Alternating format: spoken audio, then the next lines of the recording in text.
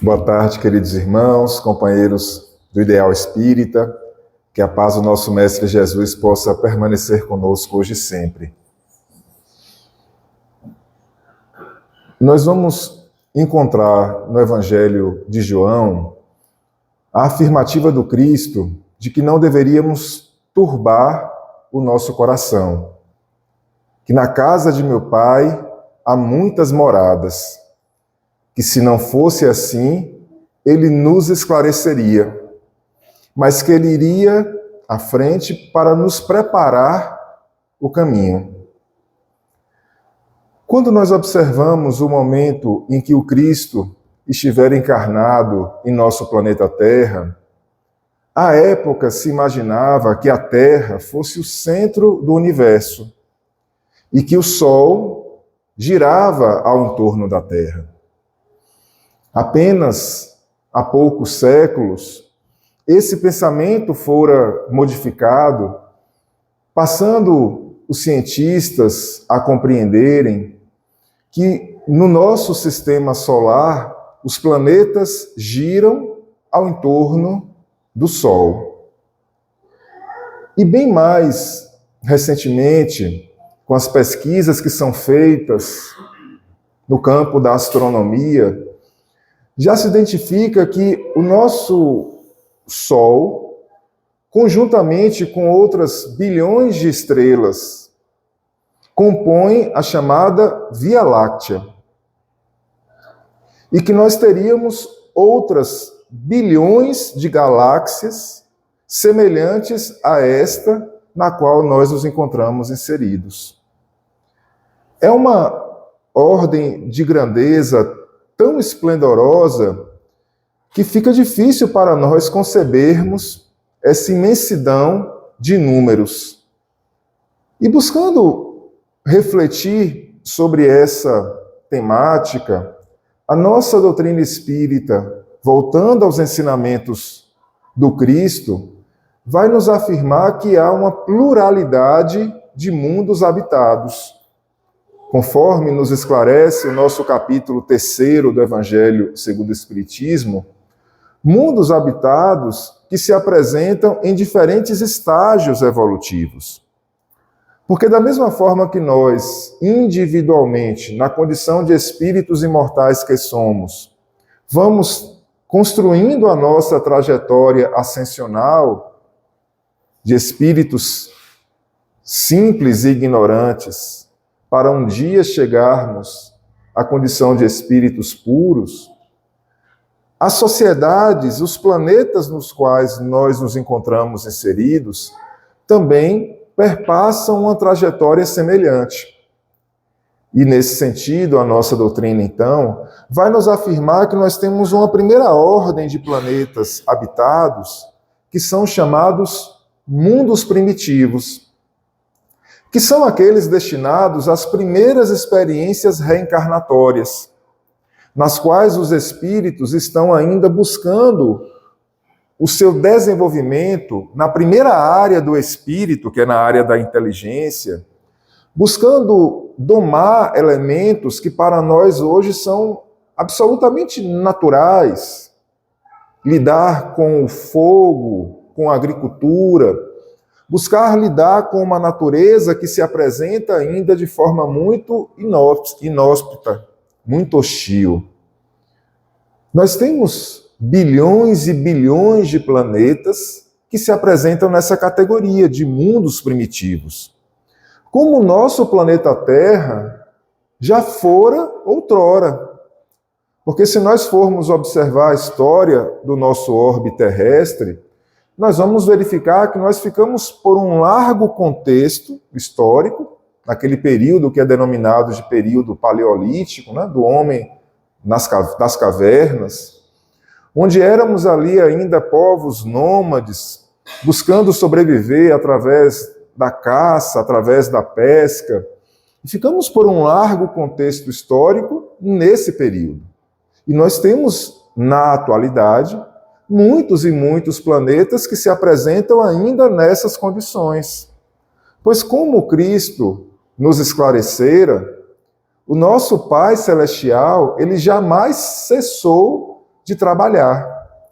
E, portanto, a atividade criacional, ela permanece até os dias atuais.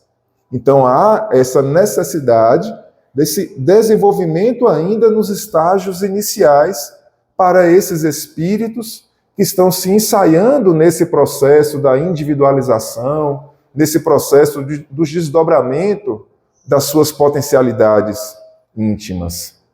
Mas, perpassado esse primeiro estágio, nós temos uma segunda categoria de planetas, para nós muito conhecidos, que são os planetas de provas e de expiações, que são lares para espíritos já relativamente evoluídos no campo da intelectualidade, no campo da ciência, mas que ainda estão dando os primeiros passos na área da moralidade, na área do amor.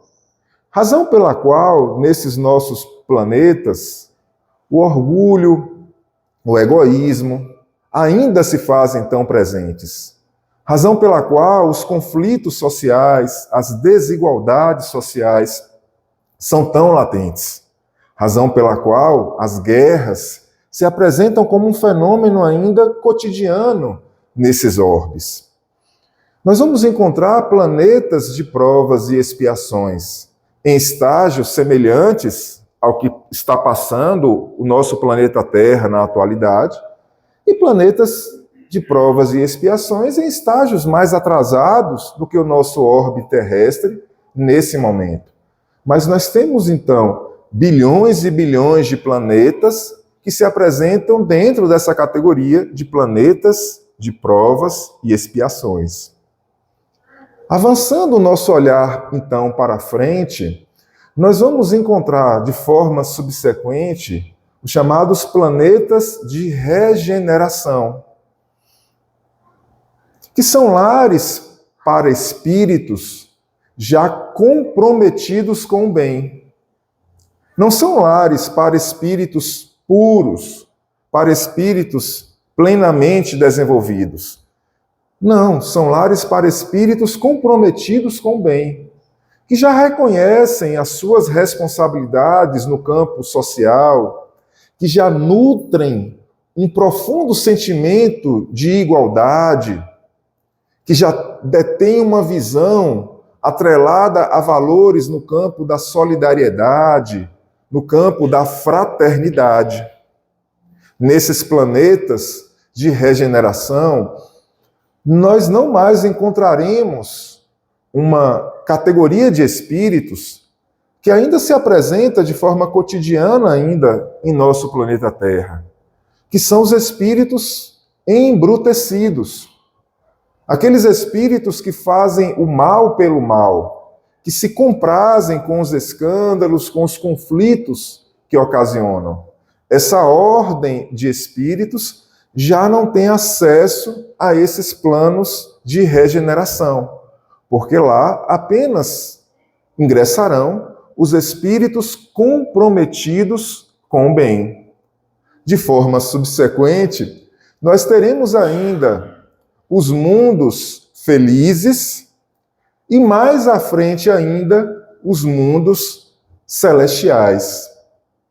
Quando nós vamos observar essa ordem de planetas que se apresenta no universo, nós devemos perceber que na condição de espíritos imortais que somos, nós construímos uma trajetória reencarnatória normalmente vinculada a um determinado planeta. Assim como temos no nosso orbe terrestre a nossa nacionalidade brasileira, nesse plano universal, nós também detemos uma identidade que nos vincula de ordinário a um determinado planeta, onde as nossas experiências reencarnatórias foram ali realizadas. Ocorre que, observando esse campo do progresso individual, esse campo do progresso social, nós devemos perceber que esse caminhar evolutivo ele pode se apresentar de duas maneiras diferentes, de duas maneiras distintas. Porque como espíritos imortais que somos, vinculados a uma determinada sociedade, na medida em que a sociedade evolui, na medida em que a humanidade progride, nós podemos acompanhar essas mudanças sociais. Nós podemos evoluir em conjunto com essa sociedade na qual nós nos encontramos inseridos. E desta forma, nós vamos constituindo nesse planeta as nossas experiências reencarnatórias. Ocorre que, como detemos o livre-arbítrio, em razão do nosso livre-arbítrio, nós podemos também caminhar mais rápido ou mais vagarosamente do que a sociedade na qual nós nos encontramos inseridos. Então, se nós vamos mais uma vez olhar a realidade do nosso planeta Terra, aqueles cristãos das primeiras horas, aqueles cristãos que abraçaram o convite do Cristo nos primeiros momentos, eles não tinham muitas vezes todo, por assim dizer, cabedal cultural que nos caracteriza atualmente, mas tinham um profundo sentimento de amor e constituíram uma fidelidade ao Cristo que fizeram com que eles se dessem em holocausto nas arenas romanas, sendo os grandes mártires daqueles tempos iniciais. E sem sombra de dúvida, pelos seus esforços iniciais, eles pularam várias etapas. E muitos deles, certamente, não tiveram mais a necessidade de passar por experiências no nosso planeta Terra. Notadamente, porque se nós formos observar, após aqueles séculos iniciais do Evangelho ainda mais ardoroso em nosso planeta, mas quando a gente vai perceber aquele momento subsequente, a partir do século V, século VI, depois do Cristo, quando a gente entra na chamada Idade Média, muitas vezes também denominada de Idade das Trevas, certamente aqueles espíritos que abraçaram o convite do amor do Cristo e que já estavam atrelados a esse sentimento genuíno de igualdade, muitos deles não tiveram mais a necessidade de reencarnar em nosso orbe, porque aqui eles não teriam mais o que aprender. E com isso eles puderam se habilitar a reencarnar em outros planetas mais evoluídos do que o nosso orbe terrestre. É o que nós podemos, numa linguagem mais popular, falar que foram os bons alunos. Aprenderam ali com as oportunidades que lhe foram dadas e caminharam mais rápido. Mas nós também temos uma outra possibilidade. Porque a partir do uso do nosso livre-arbítrio, nós também podemos atrasar, postergar esse nosso caminhar evolutivo, deixar para o amanhã aquilo que nós poderíamos estar fazendo no agora. E aí, nesse sentido, a nossa doutrina espírita, ela nos esclarece sobre a gravidade desse momento que estamos vivenciando, da chamada transição planetária, das enormes responsabilidades que nós espíritas temos, porque precisamos buscar nos qualificar como os trabalhadores da última hora. E nesse momento dessa chamada grande transição planetária, os espíritos embrutecidos, aqueles que fazem o mal pelo mal, não mais continuarão a reencarnar em nosso planeta Terra.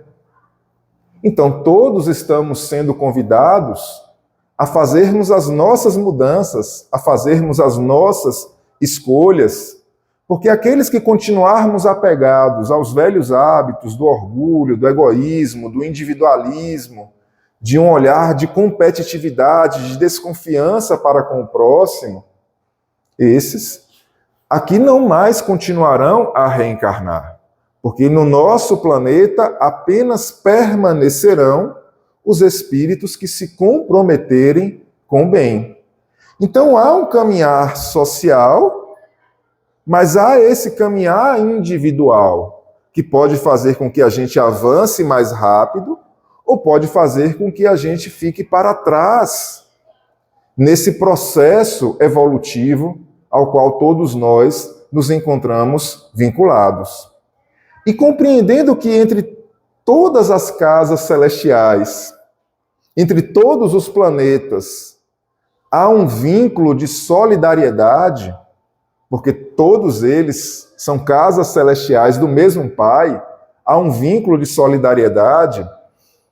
Aqueles espíritos embrutecidos, endurecidos, que nesse momento do nosso planeta Terra estão causando embaraços, estão sendo responsáveis por graves escândalos, eles vão ser compelidos a reencarnarem em planetas atrasados, em planetas primitivos, onde nesses orbes em que eles chegarão, eles servirão como instrumentos de progresso, porque eles auxiliarão na transição planetária desses orbes para que eles possam caminhar mais rapidamente, para saírem dos mundos primitivos e chegarem ao estágio de planetas de provas e expiações. Que foram o que ocorrera com o nosso planeta Terra no momento da nossa transição de mundo primitivo para planeta de provas e expiações, quando recebemos aquilo que a nossa doutrina espírita nos esclarece como sendo os exilados de capela, né, que nos auxiliaram nesse caminhar no campo da intelectualidade. Então há uma pluralidade de mundos habitados, há uma pluralidade de lares nesse nosso imenso universo, de forma que essas estrelas que tanto nos encantam à noite não é apenas para o nosso deleite visual. Mas há também uma outra forma de buscar refletir sobre essa temática, refletir sobre esse assunto, buscando olhar de maneira mais específica para o nosso planeta Terra. E aí, nesse sentido, no livro As Sete Esferas da Terra, Mário Frigeri, ele vai buscar nos esclarecer que existem dimensões de sintonia distintas nesse nosso orbe terrestre. Existem dimensões espirituais distintas nessa casa celestial na qual nós nos encontramos atrelados. Uma primeira dimensão é essa na qual nós estamos matriculados de forma temporária. É o que a nossa doutrina espírita muitas vezes denomina como sendo a crosta terrestre, onde nós, espíritos reencarnados, estamos tendo as nossas oportunidades de aprendizado, de refazimento, de expiação, de reparação, de burilamento, as nossas oportunidades de renovação. Mas, como todos sabemos, existe uma certeza na vida, que é a morte. Não sabemos o momento em que ela chegará para cada um de nós, mas sabemos que ela chegará. A desencarnação é um fato incontestável, a qual todos nós nos encontramos vinculados. E ao retornarmos ao mundo espiritual, nós poderemos retornar em dimensões espirituais distintas, atrelados a esse nosso grande planeta Terra. Então, Mário Frigeri vai buscar nos esclarecer que existem dois estágios inferiores à crosta terrestre. Existem dois estágios em nível vibratório, em campo de sentimentos, submissos à nossa crosta terrestre. O estágio mais baixo é aquele que ele denomina como sendo o abismo. O abismo, dentro da compreensão das religiões mais dogmáticas, nós poderíamos ali afirmar que seria o inferno. Porque é um local onde há o choro e o ranger de dentes. É um local de profundo sofrimento, de espíritos embrutecidos que fazem o mal pelo mal e que se comprazem com os sofrimentos, com as dores que fazem a si de forma recíproca. E como eles não têm ainda uma noção muito clara sobre a imortalidade, sobre a pluralidade das reencarnações, para eles aquele estágio muitas vezes se apresenta como algo definitivo. E eles ficam naquelas condições de profundos sofrimentos, às vezes por séculos ou mesmo por milênios.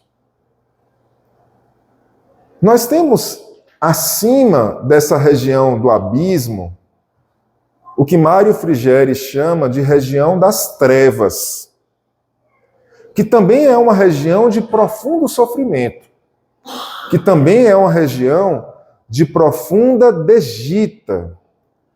Mas ali os espíritos que lá permanecem, eles já começam a apresentar os primeiros sinais de arrependimento. Aquela maldade que lhes caracterizava muitas vezes há bastante tempo, já começa a fastigar, já começa a cansar, e eles já começam a refletir sobre uma possibilidade de mudança. Então é a região das trevas. A depender, portanto, dos nossos comportamentos, das nossas atitudes, dos nossos sentimentos, da forma como nós levamos a nossa existência, ao desencarnarmos, nós podemos, como se fosse, ser tragados para essas regiões espirituais, tendo em vista a densidade dos nossos sentimentos, tendo em vista o peso daquilo que nós carregamos no nosso íntimo, no sentido da malquerência, do ódio, do desejo de vingança, de uma compreensão, portanto, profundamente inadequada para com a vida. Mas nós vamos encontrar também,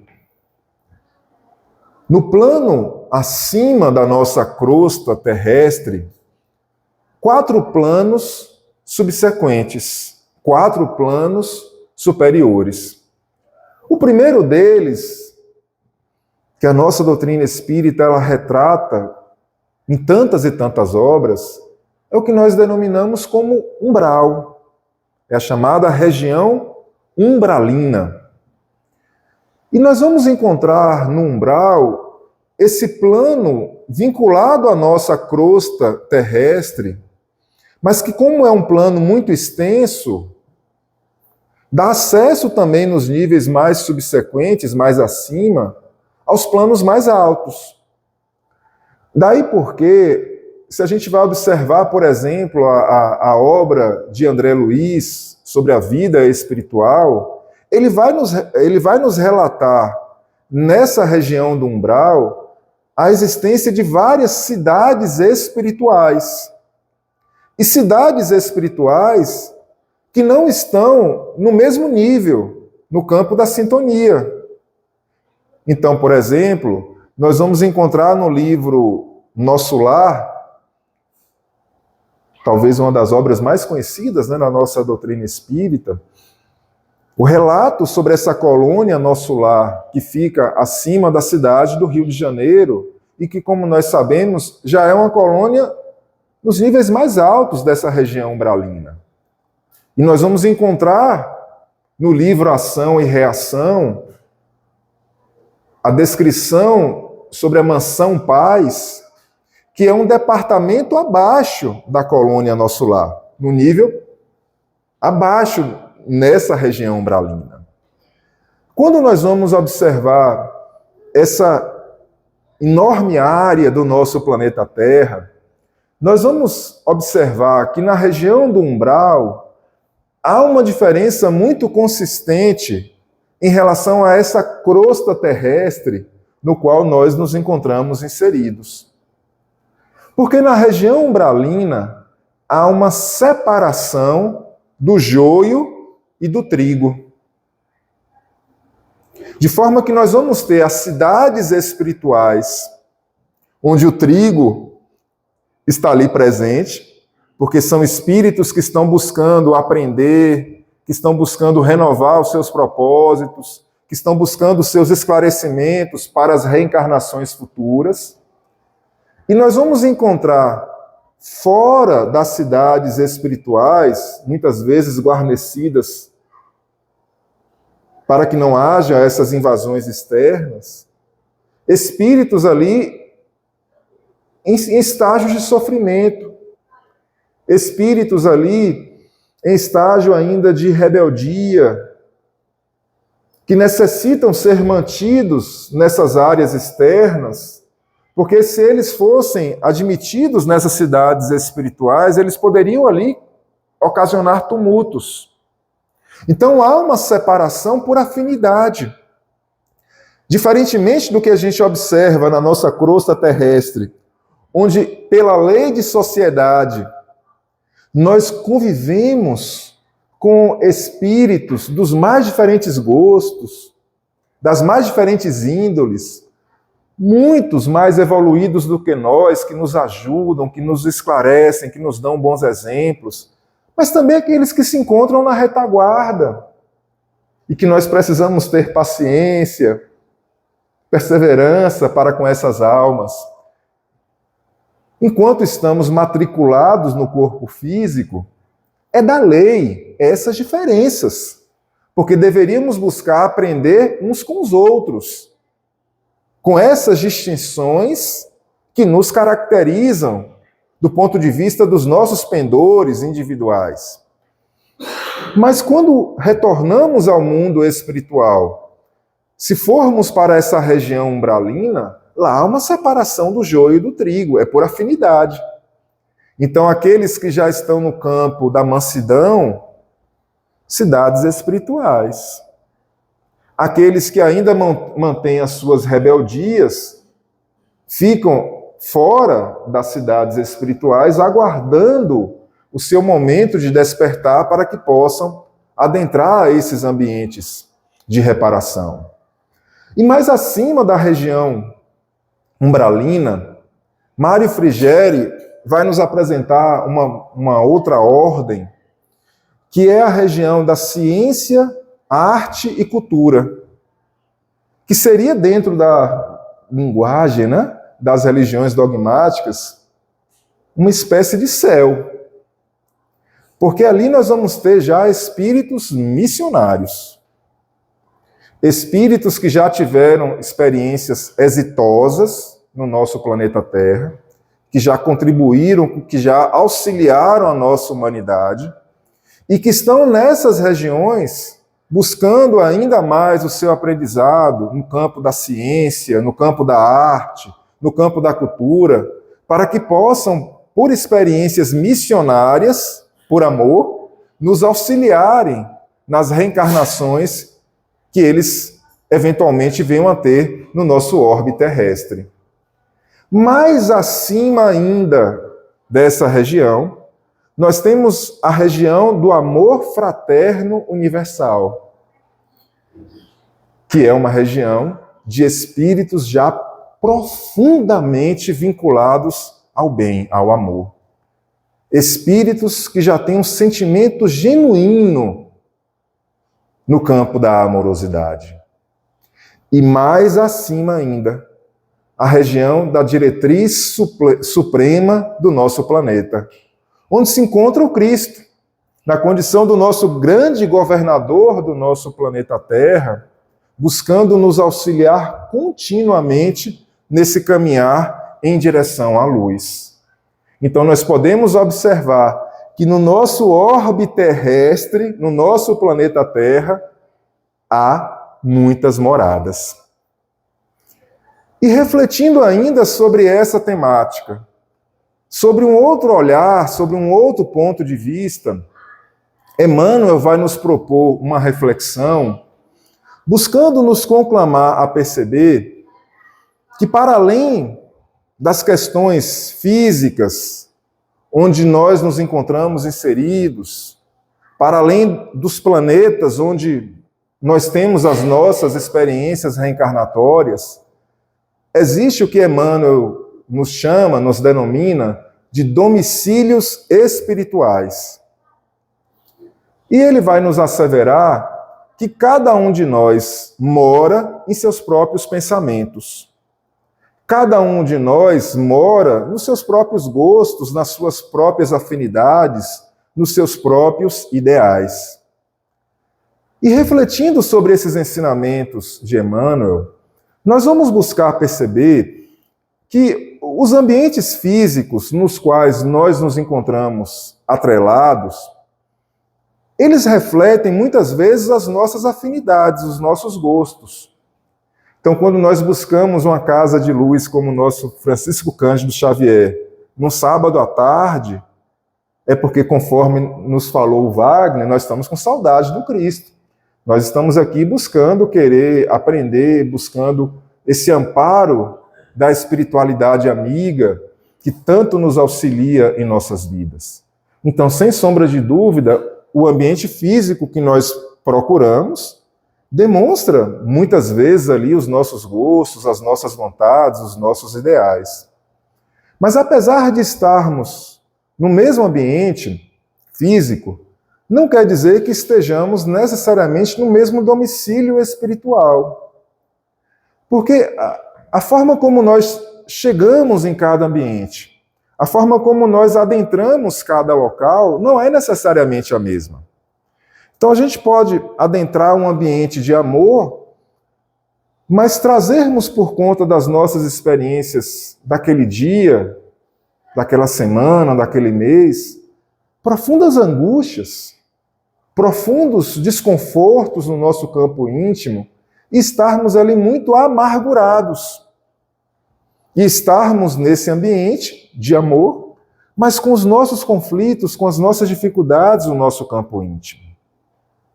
E nós podemos adentrar esse ambiente de amor e buscarmos, desde o momento já inicial, através das nossas preces silenciosas, através da nossa oração, buscar vincular o nosso olhar ao mais alto, buscando criar as condições necessárias para recebermos o amparo, para nos sintonizarmos com a espiritualidade amiga que aqui se apresenta.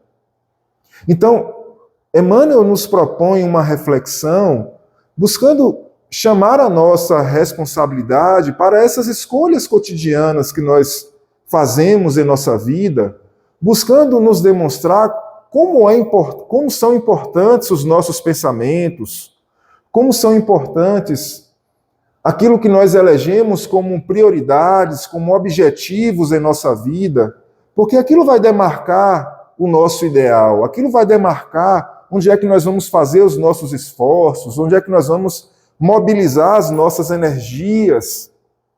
Aquilo vai demarcar como nós vamos investir esse nosso dom sagrado do tempo. E, portanto, como é que nós retornaremos ao mundo espiritual com a nossa consciência mais ou menos tranquila, a depender desses esforços que nós fazemos de forma cotidiana? Buscar refletir sobre esses nossos domicílios espirituais é buscar observar que, excetuando o Cristo, que jamais caiu em tentação, que jamais tinha que ser testado, porque ele estava plenamente vinculado ao amor durante toda a sua existência, já era um espírito crístico, antes da formação do nosso planeta Terra, mais de 4 bilhões e 500 milhões de anos atrás, ele já era o Cristo. Excetuando o Cristo, todos aqui que passaram no nosso planeta Terra detêm uma oscilação espiritual. Detêm ao longo do seu dia, da sua existência, um nível evolutivo que lhe caracteriza, mas que não é um nível contínuo.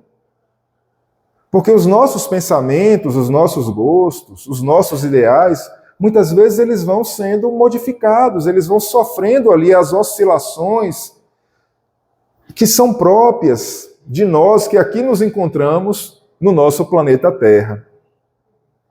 E aí, nesse sentido, Nós vamos encontrar também no Evangelho de João, naquela última ceia, onde o Cristo ele buscava dialogar com os apóstolos,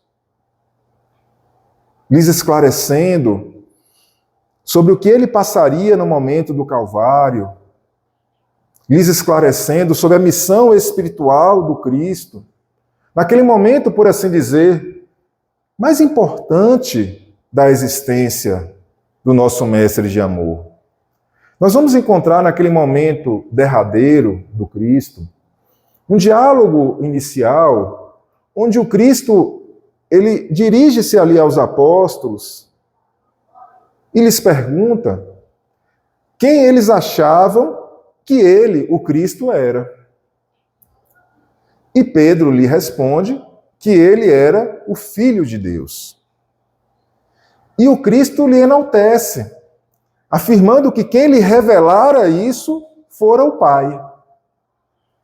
Buscando demonstrar que naquele momento Pedro estava vinculado ao mais alto, tivera a inspiração divina para revelar que o Cristo era o Filho de Deus, era o Messias.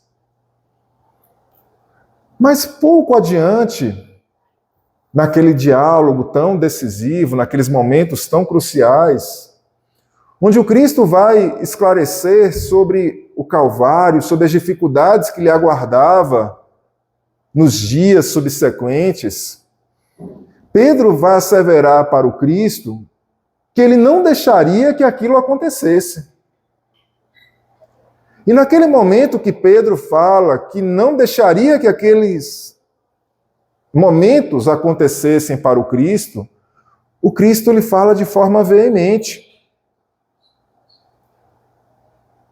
buscando demonstrar que naquele momento ele já estava sob a inspiração de espíritos imperfeitos, porque ele estava tentando tentar o Cristo. É claro que o Cristo não caíra e nem poderia cair em tentação. Mas Pedro demonstrava naquele momento a sua inspiração através de espíritos imperfeitos. Aquele mesmo Pedro que horas antes, que momentos antes, tinha tido inspiração do mais alto, pouco tempo depois dera ensejo à inspiração inadequada. E isso em relação a Pedro, que foi a pedra fundamental da igreja, do evangelho nascente do Cristo. Que dirá em relação a nós? Quando nós vamos buscar nos observar em um dia da nossa existência, hoje ou qualquer outro dia da semana, a gente pode buscar observar que os nossos pensamentos eles variam muito ao longo do dia. Que em dados momentos a gente busca a inspiração do mais alto, a gente busca o auxílio, a proteção do nosso Deus de amor, mas quando a gente não está atento, a gente volta às nossas fraquezas, aos pensamentos mais materialistas, a um olhar mais imediatista da existência, muitas vezes aos nossos conflitos, às nossas angústias, às nossas preocupações exacerbadas, a demonstrar essas nossas variações psíquicas que ainda nos caracterizam, as nossas dimensões espirituais distintas que ainda nos caracterizam. E aí, nesse sentido, meus irmãos, sempre se apresenta como tão oportuna, tão relevante, tão necessária a afirmativa do Cristo, quando ele nos esclarecera sobre a necessidade da oração e da vigilância. Oração, porque é o antídoto, é o remédio, é o grande instrumento para alimentar a nossa fé. É o grande instrumento que nos possibilita, pouco a pouco, renovar os nossos ares, renovar os nossos gostos. Através da oração, a gente vai buscando uma outra companhia espiritual, um novo padrão de sintonia, um novo padrão de afinidade. Nós vamos buscando aprender a nos libertar do pessimismo, para ter um olhar de mais alegria, de mais confiança no mais alto. A oração, conforme nos esclarece a nossa doutrina espírita, ela precisa ser um instrumento cotidiano em todos os momentos. Nos momentos das dificuldades, mas também nos momentos de alegria. Ela precisa ser um instrumento no nosso contexto religioso, mas ela também precisa ser um instrumento utilizado por nós no campo íntimo, mas tão fundamental, tão importante na área profissional. Um instrumento mais constante no nosso contexto familiar, o evangelho no lar. A oração que é esse instrumento para buscarmos a nossa renovação de olhar para com a vida. É um instrumento para nos libertar desses amargores, desse peso excessivo da forma como nós conduzimos a nossa vida, para buscarmos nos vincular ao Evangelho do Cristo, que conforme ele nos esclarecera, nos dá um novo ânimo para conduzir a nossa existência. Então, a oração e a vigilância, esse olhar mais atento para com a vida. A gente precisa sempre lembrar do que Emmanuel falara para Chico. Disciplina, disciplina e disciplina. E se Emmanuel falara isso para Chico, o que diria para cada um de nós? Porque se não tivermos disciplina, se não tivermos vigilância, qual é a tendência natural?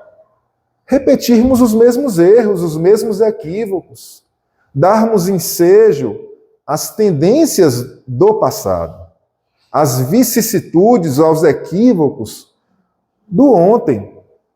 Então precisamos buscar conduzir a nossa vida percebendo que estamos aqui matriculados no planeta Terra a trabalho. E que o nosso trabalho tem que ser o da reforma íntima, tem que ser o da nossa renovação, tem que ser o da busca da nossa mudança. E para que possamos buscar essa nossa mudança, tem que ser com esforço. Tem que ser com sacrifício. Tem que ser com a busca de novos ideais, de novas prioridades em nossa vida. E não faremos isso que não seja através da disciplina. Porque se formos simplesmente seguirmos os influxos sociais, os valores muitas vezes presentes no nosso campo social, isso nos levará a profundos e profundos equívocos. Para que possamos buscar o campo da mudança, é no hábito da disciplina. É buscarmos perceber que de tanto nos esforçarmos para fazer o certo, de tanto nos esforçarmos para errarmos menos, chegará o momento em que faremos isso de maneira espontânea.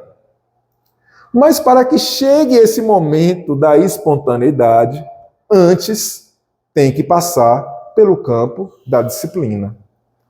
Então a nossa doutrina espírita, ela vai nos esclarecer sobre esses novos ideais que devem ser por nós elegidos como prioridades em nossa vida, percebendo que o bem é o grande instrumento para a renovação, que o bem é o grande instrumento para nos libertar das dificuldades, dos sofrimentos, dos equívocos em geral, e que não devemos, de maneira nenhuma, aguardar as condições ideais para começarmos no campo do amor. Não. Dentro das situações em que estamos inseridos, dentro das nossas possibilidades, o que se espera é que busquemos ser pessoas mais úteis. Busquemos ser pessoas mais úteis.